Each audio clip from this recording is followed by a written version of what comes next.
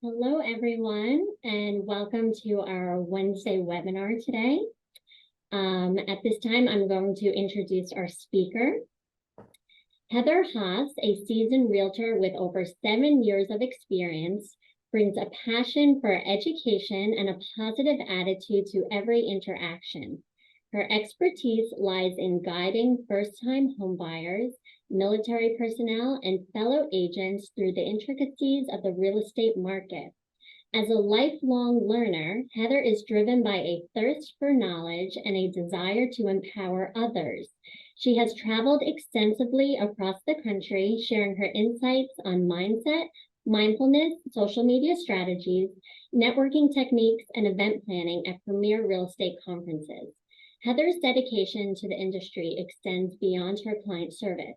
She actively contributes as a volunteer member of Dayton Realtors, Ohio Realtors, and the National Association of Realtors. Her leadership skills and commitment to excellence have earned her recognition as an award-winning Dayton and Ohio YPN chair and an NAR Commitment to Excellence ambassador. When not immersed in the world of real estate, Heather finds joy in spending time with her daughter, Charlie. Together, they enjoy singing karaoke, exploring new destinations, and embracing the vibrant offerings of their hometown, Dayton, Ohio. Heather is a returning speaker at LIBOR, and we're so thrilled to have her back to speak about video content today. Welcome, Heather, and thanks for joining us. Thank you so much. I really appreciate it. I hope everybody is doing super well today. If you didn't know, we are going to be talking about video content and video content ideas. I like to call it video did not kill the real estate star. 100 plus content ideas for getting started on video. I like to try to be as interactive as possible. This is a webinar, so we're obviously not face-to-face on Zoom. However, we also have the Q&A enabled, and I will answer questions as they come along. And then we also have our chat. So if you want to drop a question in the chat or just say hi or anything like that, feel free to do so. I really appreciate it. Anyways, my name is Heather Haas. Hold on, I'm making sure something. There we go. My name is Heather Haas, aka Sunshine. Anybody that was at Triple Play last week that happened to come to one of my classes, say hello in the chat. I am from Dayton, Ohio. I'm a national speaker, coach, and realtor. I'm mom to a tween daughter, so she's 12 years old, almost 13. Her name is Charlie. I'm a huge conference junkie and association volunteer, history nerd, karaoke queen, and my friends call me the free range unicorn. So usually when I get into talking a little bit about social media, I always like to pull up this graphic I made that I pulled from the NAR Technology Survey. If you guys aren't familiar, NAR does quite a few research papers throughout the year that they come out with every year. So they have like the home buyer and seller profiles, but they also have this tech survey that they've been doing almost every year for the past 3 to 4 years. And then they would do it sporadically before that. So I started pulling some information on social media networks. And the reason I like to do this is because I think it's really cool to see how social media has evolved. And you can see like when they interviewed a group of realtors back in 2000, it would have been 2018 for the 2019 survey, 97% of realtors use Facebook, whereas in 2022, it was only 89%. And I actually still expect that number to go down just a little bit more. However, Facebook still is the big one. Like that's the one everybody is on. Whereas you can see like Instagram and LinkedIn and YouTube and TikTok, those have all grown, whereas Facebook and Twitter have dwindled down a bit. And I think that's just really cool because that helps you kind of figure out where you want to put your time and effort when it comes to social media. I am somebody who is really big on telling people they don't have to be on every social media network. They just need to pick where their audience is, who their audience is, and what they feel most comfortable with. For me, I like being on Facebook, Instagram, and TikTok. Those are my top 3. Whereas other people, they really like being on LinkedIn and YouTube. So it really depends on you. So social media is the #1 tech tool for high quality leads. Why do you think that is? If you are on here and you want to enter into the chat, make sure you put you could do it to host and panelists or everyone. But let me know why you think social media is the #1 tech tool for high quality leads. That's the key word. Everybody is online. That's definitely one of them. I'll give it a second. See if anybody else. Good morning, Mabel. Okay, so one of the big reasons that I believe there's a huge thing for high quality leads, good afternoon, for high quality leads is the fact that people are so educated online nowadays. They are able to receive so much information from everywhere and they're able to communicate a lot faster. They're also able to build relationships a lot faster. And video is one of those things that allows you to do that. Targeted reach is another one, correct, Angela? So who here uses video right now? If you do, go ahead and put a thumbs up, a me, or anything like that into the chat so we know if you use video. Maria uses video. Awesome. Maria, do you like doing short form video, long form? Do we like doing lives? What's your preferred platform for videos? Short, under a minute, same. Under 60 seconds. Few minutes, short. Awesome. I love hearing that because that brings us to this survey that was done through HubSpot, which is a great place to do social media research. But short form video is one of the easiest ways to reach audiences now. People are more likely to watch short form video than they are long form video, than they are to watch the podcast, the lives, anything like that, than they are anything else. So they love short form video. If you don't know what short form video is, that is typically 90 seconds or less of video, and you can do it in TikTok, Instagram Reels, Facebook Reels, or even YouTube Shorts. And it's different for each platform. So TikTok, you can go up to 10 minutes depending on what type of following you have and what type of phone you have. But typically you can go up to 10 minutes, and they're about to release 30-minute videos on TikTok. And I'll tell you why here in a moment. And then Instagram Reels, you can do up to 90 seconds. And then YouTube Shorts, you can do up to 60 seconds. The reason why I tell you guys a little bit about this is because when you are making content and you want to post to these other platforms, it's really important to know this, because if I'm making a 3-minute video on TikTok, I'm then going to have, and I want to put it on Instagram, I'm going to have to split it up. And then if into 2 parts. And then if I put it on YouTube Shorts, I'm going to have to split it up into 3 parts. And there's apps out there that will help you do that. You can, do that when you upload it, but it can be a little bit of a pain. So I always say best practice, if you're making these short form videos, try to keep it to 60 seconds or less if you plan on posting them to other platforms. So again, there's 3 main different types of video. There are short form videos, there are long form, which is actually, they usually put that at about 8 minutes or more. So I guess there actually is a medium form, which is between that 2 minutes to 8 minutes. And then there's also lives and streams. I tell a lot of people who don't like to do video, who are wanting to get used to video, try doing lives first. Because I think we tend to get very wrapped up into the process of making video. Does this video look perfect? Am I saying the right things? How do I edit this video? How do I do all this stuff before we're even used to being on video? So I recommend start doing lives before you really start getting into editing short form or long form video. Now, I was saying TikTok is about to go to 30-minute videos where you could upload 30-minute videos. And the reason being is because they're trying to figure out other ways to monetize platforms. So they are trying to make people stay on their app a lot longer, which they have succeeded in because people spend the most time on TikTok than mostly any other app out there.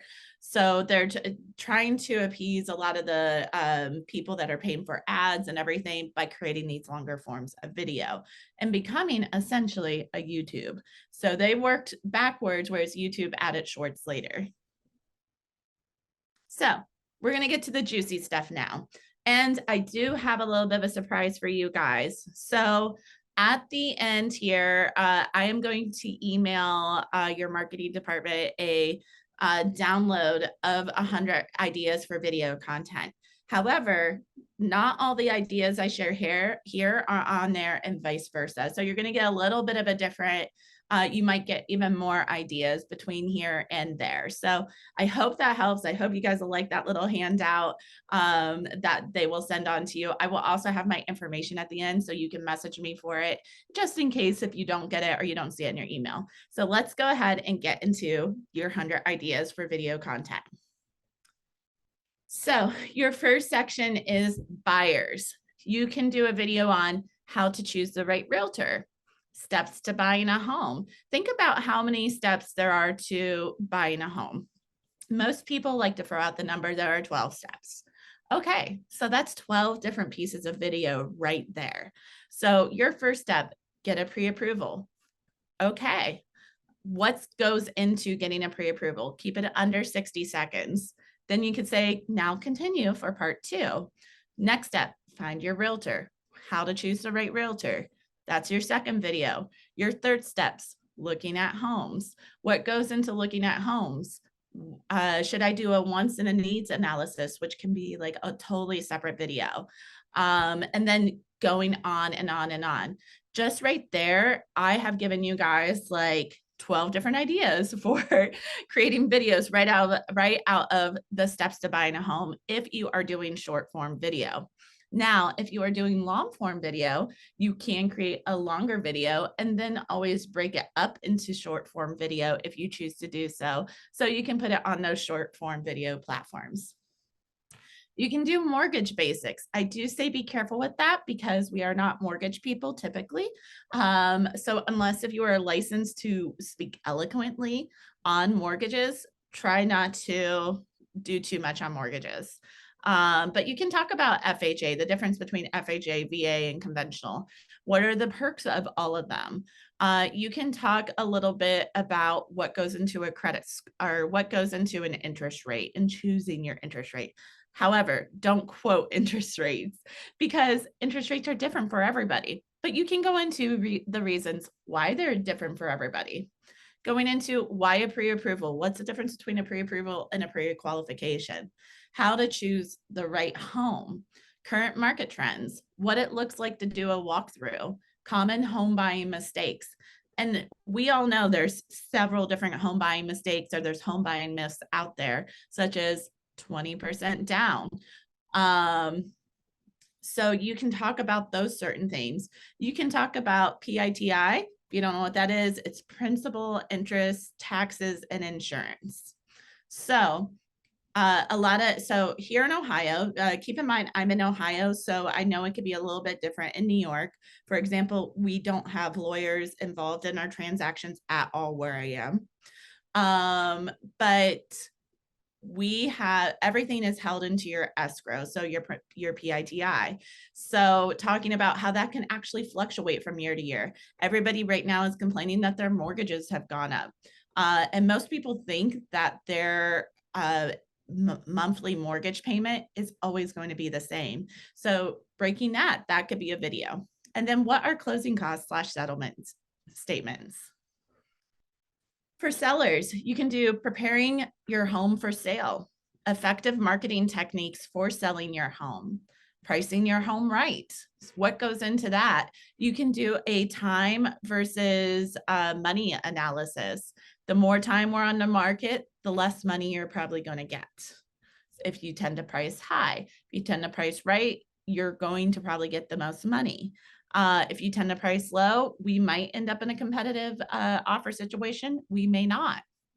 You can offer tips for negotiation, negotiating, sorry. You can do the home selling process. What all goes into that? Maybe there's 12 steps in a home selling process. You can also do common home selling mistakes. For example, using candles with very small or very smelly smells that can nauseate some people. Not depersonalizing a space, or not decluttering, different things like that. Selling in a competitive market, what does that look like? I don't know how it is where you guys are right now. We've actually slowed down a lot. So a lot of our areas, houses are sitting on the market for a while. So what does that look like for you guys? Choosing the right offer, understanding seller disclosures, and maximizing curb appeal. Will this video be available online? I believe it's being recorded. It is. We got you. Okay. It is. Okay.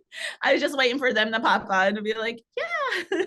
I believe it is being recorded, so you can go back to that. And again, I will also be sending out a little handout that you guys can have handy as well. Also, like maximizing curb appeal. What makes your house look really good on the outside? Home improvements. What's the best ROI for home improvements? Is this a DIY project, or is it something you should probably hire somebody for? I always tell my home sellers or even homeowners, I'm like, if it is a skilled labor in like plumbing or HVAC, you probably should hire somebody. Maybe working with those people that they should hire so they can teach people how to do certain DIY things and when they should call a plumber or call anybody. Yes, everybody's going to get a handout. I'm going to send it on over later. So, and I'm also going to give you guys my information too. So DIY home improvement projects on a budget, energy efficient upgrades for your home. Everybody's getting really into sustainability and going green and everything like that. Outdoor living spaces. What does that look like for you guys? Smart home technology. What's the best ring doorbell? What's the most efficient way to be able to time all your lights together and shut them off? I still don't know how to do that. Seasonal tasks, like when should you clean out your filters? Should you get your HVAC system cleaned out? And this might also be very different for you guys because I live in the Midwest. I don't live on an island. Like I live in the Midwest. We don't have all the same problems that you guys do out there and vice versa. So there's different things you can think about. Painting tips, enhancing curb appeal. Oh, sorry, that apparently has that on there twice. Trends that you see, small space living is another one. So if you guys tend to have smaller spaces, how can you maximize those different spaces? Investing, how to get started investing. What does financing look like when you're investing? The different types of options there.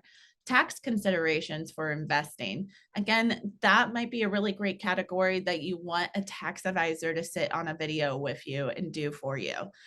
So it's really great to pair up with your partners there. Building wealth, what does that look like for you? And you can use your own personal experience, but you can also get a financial advisor in on that video for you.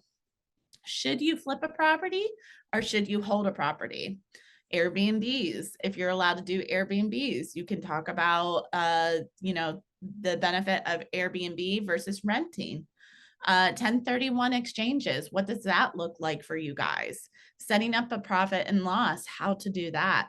Section 8 housing. Again, I know there's different laws out there when it comes to that, so that differ from my area. So speak what you can on about that. Economic impacts of investing, plus second home investments. What does that look like for you? Typically, you have to put more of a down payment if you're getting a second home.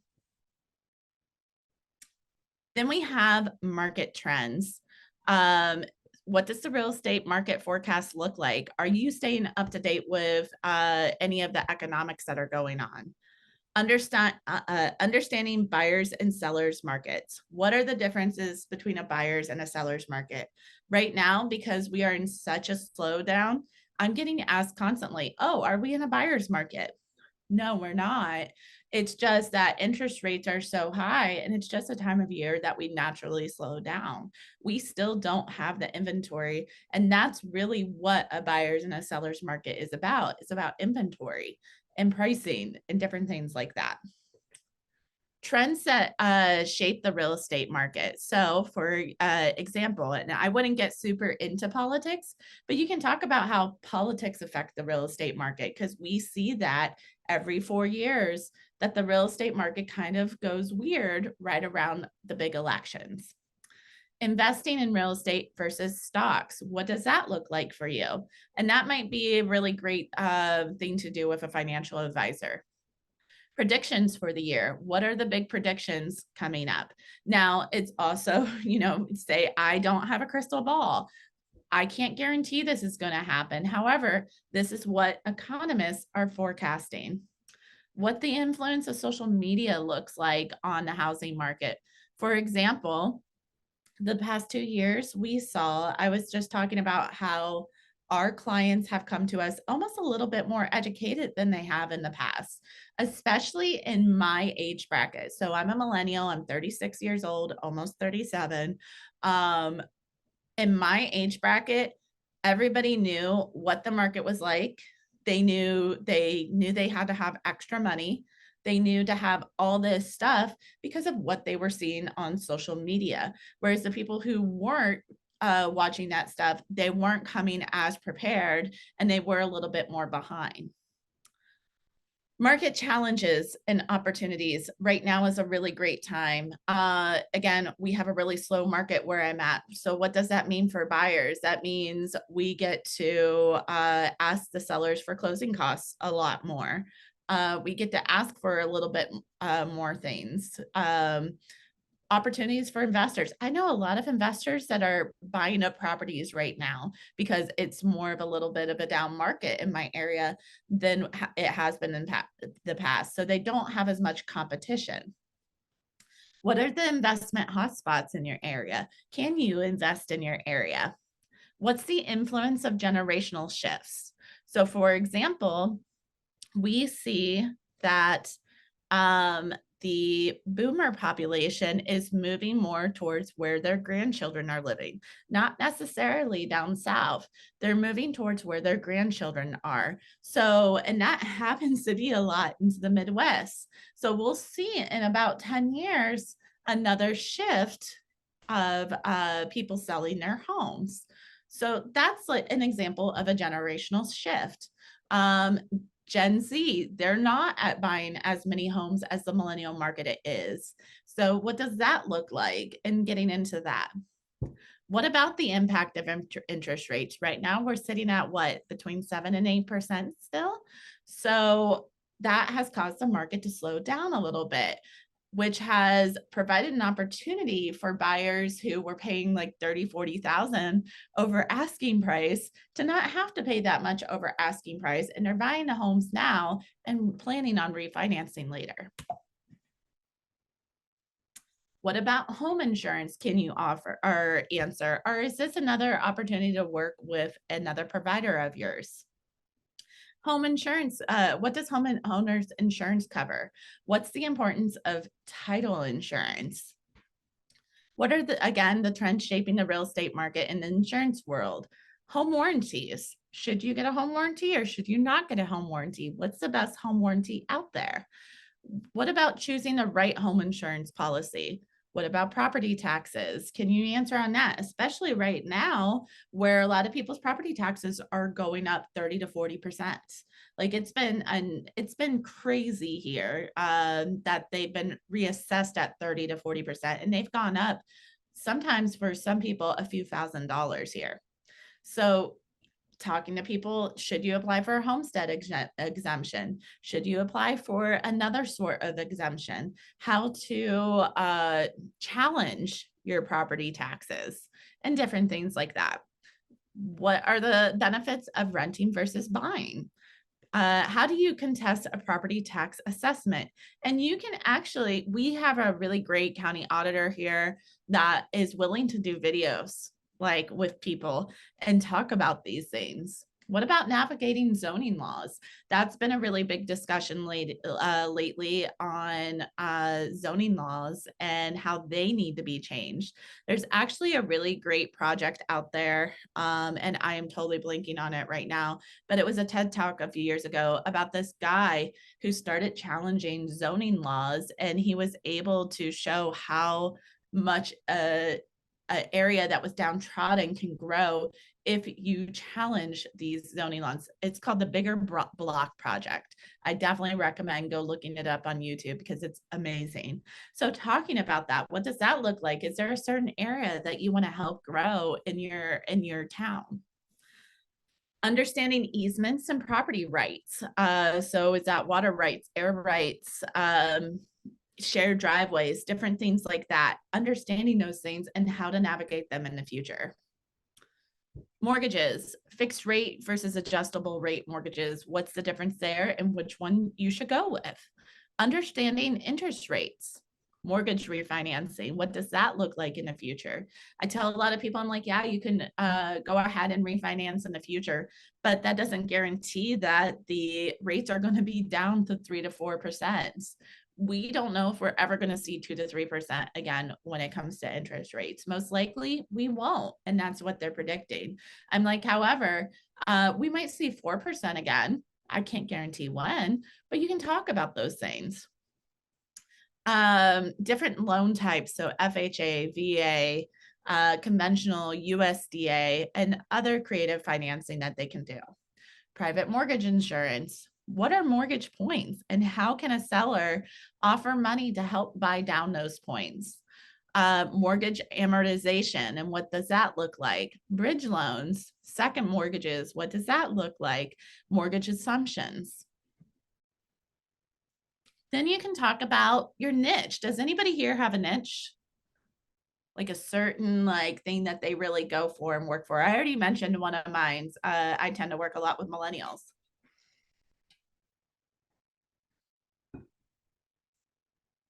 Just seeing real quick. Okay. So some examples of some niches are luxury real estate. They said we have a lot of the SRES, so senior real estate designation. So a lot of what I like to call right sizing, but downsizing. So a lot of people tend to work in that 55 plus market. There's also commercial real estate, vacation and second homes, real estate development, first-time home buyers, senior real estate, green and sustainable homes, investment hotspots, farm and agricultural properties, international real estate, and there's so much more out there. Co-ops. Philip said his niche is co-ops. That's awesome. You can talk about that. And what does that look like? Because a lot of times the more specific, they said there's a reason they say there's riches in the niches or niches, whatever you want to call it. And it's because the more specific you get, the more of an audience tends to come towards you that might be interested in that. Again, I worked a lot with first-time home buyers and I work a lot with military. And then I dabble a lot into historic properties. But if I want to go all gung-ho into historic properties, there is a whole market of people out there who really want to know a little bit more about historic properties. They want to know how to make it the most energy efficient. They want to see all these gorgeous properties that were built that you just don't get that kind of feeling anymore. They want to see the best areas for that and the types of homes that are out there. So that's a super great example of a really great niche that you can double down on. You can also talk about being a realtor. Maybe you want to do a little bit more recruiting for your brokerage. Or maybe you want to build a team. So you can talk a little bit more about that. What are the educational requirements like for being a realtor in New York? Where do you find clients? Should you be licensed in multiple areas? So I know in Ohio, we have a lot of people who are licensed in Florida. So it's a weird one, I think, but I have a lot of friends who are also licensed in Florida. If you are dual licensed, go ahead and put that in the comment and let me know where you're dual licensed. But we also border a lot of different states where I am. So for example, I am 45 minutes from Indiana and about an hour from Kentucky. Now, I'm personally not going to go work in those states and get licensed in those because I live far enough away that I don't want to drive that far. But I have several friends who are licensed in both Kentucky and Indiana as well. And talking about what it's like to hold multiple licenses in different states. Where do you find clients? Is it social media? Is it out and about? Can you coach people? Maybe you're interested in being a coach. What are your main challenges when it comes to being a realtor, especially like right now? A lot of people are getting a little down about real estate at the moment. Skills that you need to be a realtor. You're studying for the Florida exam. There's so many people up north who love working in Florida. Code of ethics, what does that look like? We have several different articles. That could be several different videos. Preparing financially, what does that look like? So for example, just the schooling alone is almost $2,000 in Ohio. So I could talk about that. And then I can talk about what it's like to be tested. And most people don't pass their first time, and you have to pass by at least 1 point. It doesn't matter after that, but you have to, but that test costs almost $200 each time. And then after that, you have to pay your association dues and you have to pay your brokerage dues and all sorts of things. So typically, by the time all is said and done, right out the gate, before you even start working, you're about $3,000 deep into that. You could also talk about what does it look like your first year of business. I tell my first year of business story almost everywhere. I talk about how I did almost no real estate my first year in business until I focused on a niche. And then I was able to build clientele that way.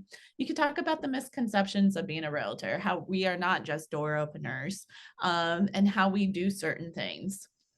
You can talk about the pros versus the cons of real estate.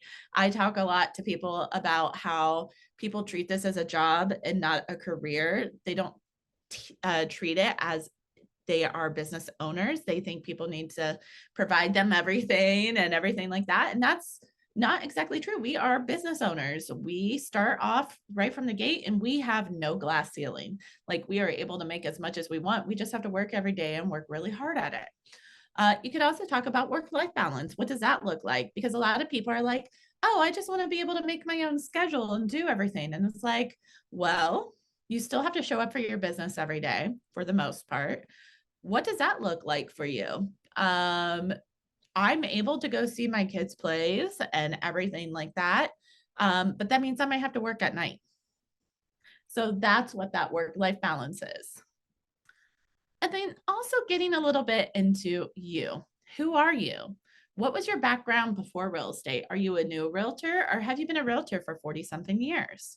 Where do you work? What's your brokerage? What's your office like? Or do you work from home? You can do a team video if you're on a team, or you can do an office video. You can do an office tour. You can do why do you do what you do? Do you know your why? And if not, another really great video I recommend going to watch is Simon Sinek's Start With Why. There's also a book out there. I absolutely love it to try to really get into why do you do what you do? Client testimonials. You can do all sorts of client testimonials. And if you don't have any clients yet, that's okay. Talk to some of your vendors. Maybe they can do videos about what it's like to work with you or knowing you as a person. You can do a day in the life video. What's it like to do real estate every day? And if we all know it's different every day. So you could have literally 365 different videos of a day in the life as a realtor. Professional achievements. Have you won Realtor of the Year or Rookie of the Year or anything like that? What are your personal interests and what makes you different? So a little bit into that. So we've already gone over about 100 ideas right there, but I'm going to add a little bit of spice to this. So I want you to really think about what it's like to add the personal touch. So I want you to make a top 10 list of things you love.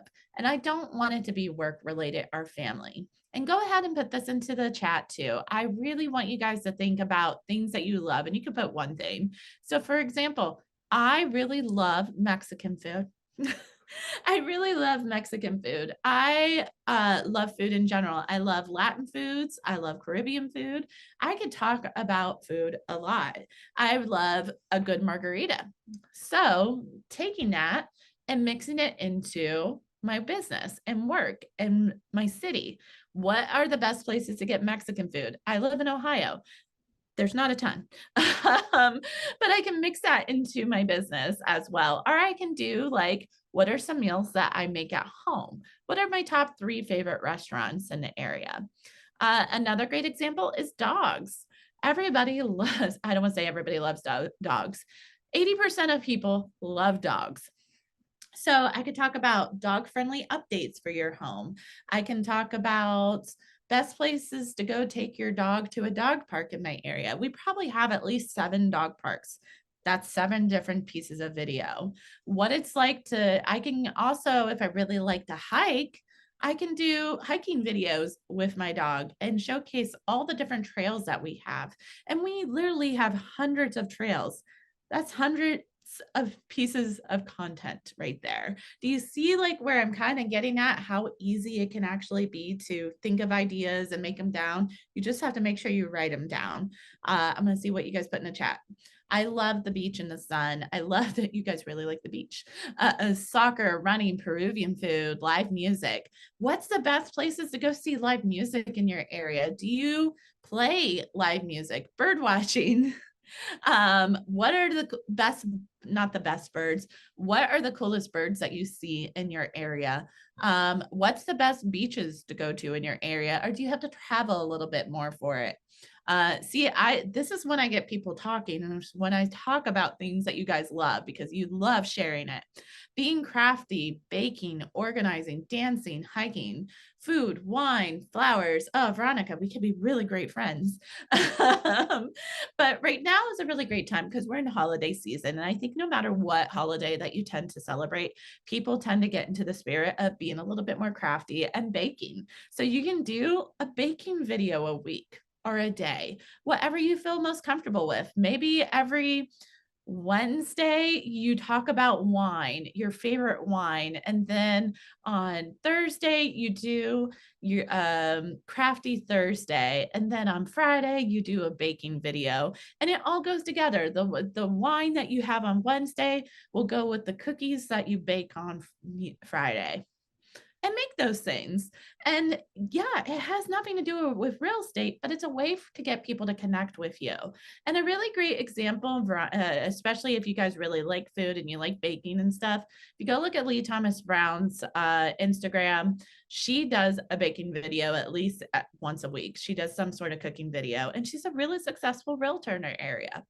Animals, nature, photography, outdoors, seed, traveling, love living near local parks. These are all things that you can showcase in your area because people really want to know you. They really want to be able to connect with you, love you, trust you, and they want to know a little bit more about the area. You can also make a top 10 list of things you love about your town. And I guarantee you there's probably more than 10. And if you start incorporating it into different categories, such as what are the top places that I really love restaurant wise? What are the top places that I like to go get a beverage, or what's the best place for a mocktail if you are sober living? What are the best hikes in your area? What are the best places to take your dog? What are the best places to take your kids to? You can incorporate family and work into this, but I always take work and family out for a moment because I really want you guys to get to the center of what you love and what really makes you, you and you unique. And again, how can you incorporate that into your real estate in your town? Because I think it's really important. We're so good about selling that we forget to sell our city as well. We're just really good at posting listings and posting buyers photos, and there's nothing wrong with that. But we need to add a little bit more context to be able to stand out against the competition. Great information. I like to go out to eat. I did a video on different village tree lightings. I love that. So, you know, I don't know if you guys know, I like Christmas. I like the holidays and stuff like that. I do a different video not video, but a post every day on Instagram of the different holiday outfits that I'm wearing, because I've collected over 100 pieces of flair over my years. And so I showcase all that. And that's just something really unique to me. And people love it. Like they absolutely love it. And they talk about it. Or I post something silly like when I went to Anaheim for the NAR Next conference, I posted all my bags because I'm an overpacker. I had 2 checked bags, like large checked bags, and a duffel bag of gifts, and my book bag.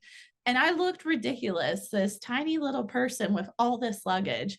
And I had about 45 people come up to me during that conference to talk about this, whether they're like, you made me feel so good about myself, or you're absolutely ridiculous, or I can relate. People started talking to me and we started having conversations. And that's how easy networking and connecting with people on pictures and videos can be on the internet. It's just sharing these funny things.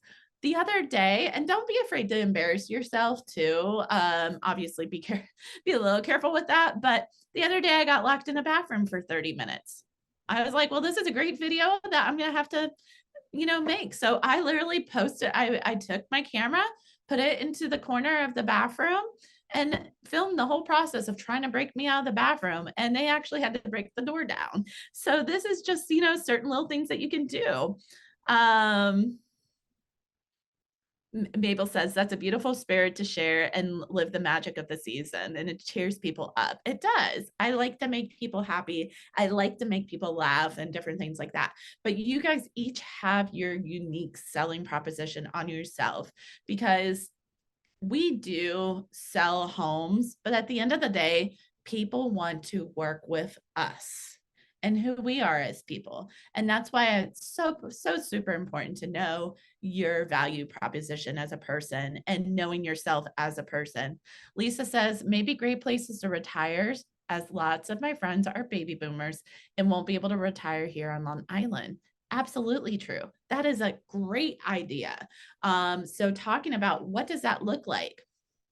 I have a lot of people, because a lot of people are choosing to move to Ohio to be closer to their grandchildren. And which is kind of funny because we all think that they're moving to Florida, but they're not. They're actually starting to move to Ohio and they want to be close to their grandchildren.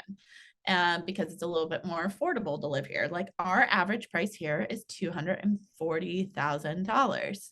So they want to live close. What does that look like? What does it look like for them to have to set up probate or estate or pass it on to their children for the easiest transition? That's stuff that goes into that senior real estate living.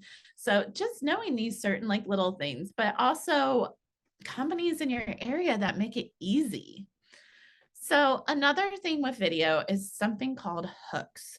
If you don't know what a hook is, that is what hooks you onto a video immediately. And this is incredibly important, especially if you're doing short form video, because you're trying to get people to watch that whole 60 seconds or less. So you can start off the video with asking a compelling question. So what does that look like? Are you ready to buy real estate? Are you tired of being outbid in this market? That's asking a compelling question. Or you can present a surprising fact or statistics. Did you know that you don't need 20% down to buy a home? That's a surprising fact or statistic. Did you know that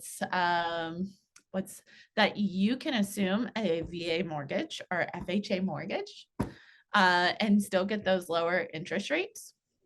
Or you can show a sneak peek of something. Make sure that you're abiding by your laws. Keep in mind, guys, I always give this disclaimer out. make sure you guys are abiding your association rules, your state rules, your brokerage rules for anything. Just because I don't know specifically all the rules for every single area. I try to get a good idea. Like, I do know New York has lawyers and everything, but I don't know exactly how that works. So that's why I'm like, if anything here that I said, you're like, oh, I don't know if I could do that, you probably can't. You probably can't. And if you feel like you want to, ask your broker. They should be able to help you, or ask the association. They're really nice over there. You can address a viewer's problem or need. So, what are some common problems that they have right now? So you could start off the video with how to save money for your down payment. That's a great way. Create mystery or suspense at the beginning of the video. You can also start off with a bold statement. Now, I say, do be careful there because we want to remain PC and everything because we are public entities, but start off with some sort of bold statement.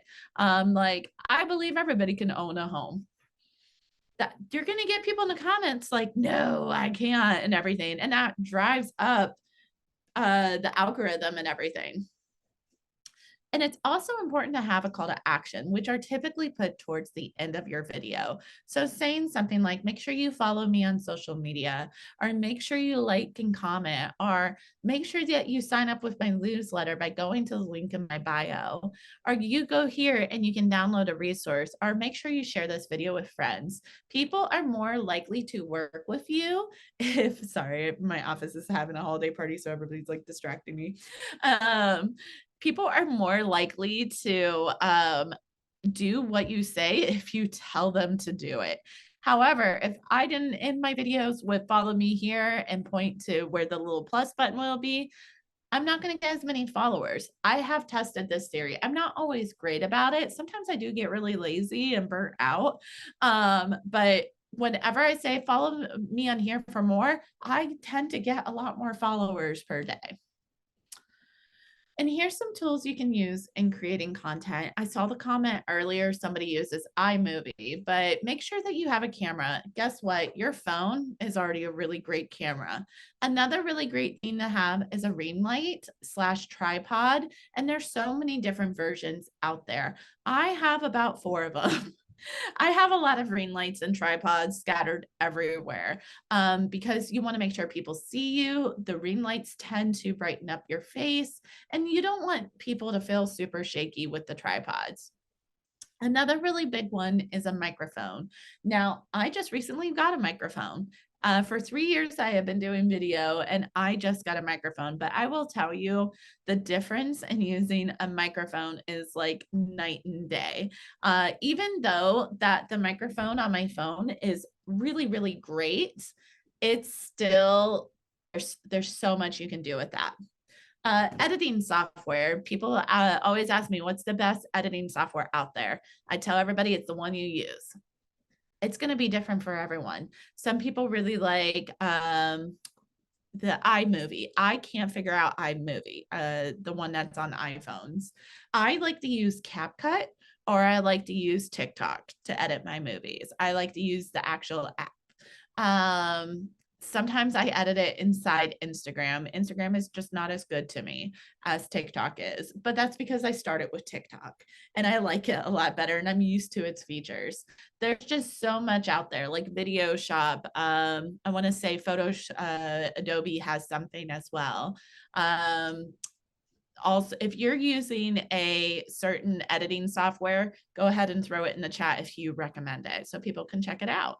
Or you can go on Fiverr, and which is a thing to where you can pay people to do it for you. You can also use AI.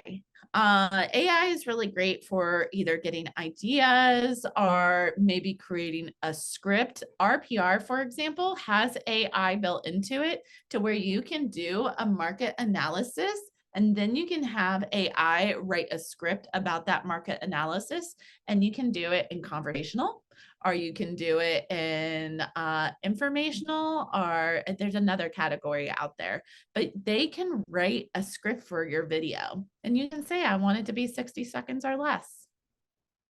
Hootsuite or Buffer are really great when posting out to different networks.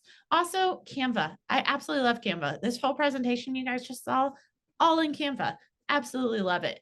Canva's video editing is getting better, but it's still not great. I don't love it. So I don't use Canva for video editing, but I use it for everything else. And I do pay for it. And I think it's well worth it. And you will not tell me to spend, you will not hear me ever tell you to spend a lot of money on things. Like I say, if you haven't started in video, just get used to having your phone camera and leave it at that.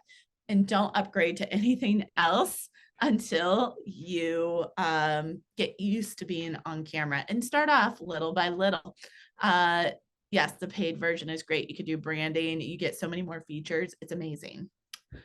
There's other content sources you can pull from as well. So you can pull from your local association when they post things, your local chamber of commerce, local publications, such as we have the Dayton Daily News, or we have a website called Local Dayton that is constantly posting things.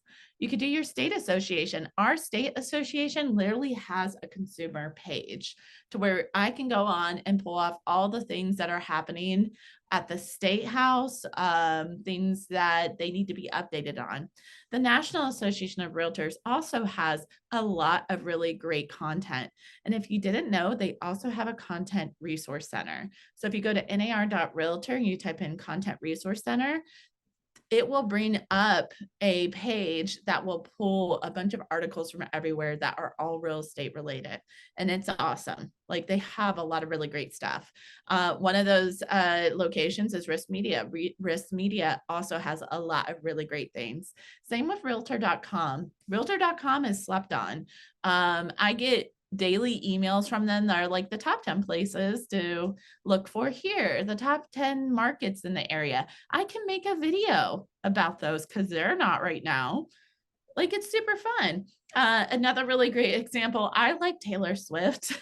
I'm a Swiftie. It's her birthday today, guys. But I am a Swiftie. I can make a video saying this house gives me Taylor Swift vibes, Reddit era. I can make a, and that would catch on because that's a really popular subject right now. So again, mixing real estate with my interest. So we are at the end of class. If anybody has any questions, feel free to put it into the Q&A or the chat, and I'll try to answer as best as I can. This is my information. If you do scan that QR code, that's going to actually take you to my Instagram. So you can follow me on there. You can send me questions. If you have a quick question, I'm always free to answer anything. I am going to be sending that handout to Amy, and she'll send it out to you guys. But if we have any other questions, feel free to put them in the chat. Sorry. Had a long day.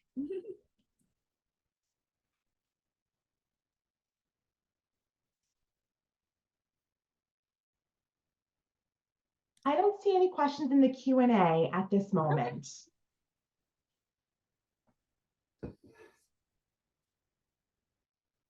Well, thank you, Heather, for joining us today, and everybody else for joining.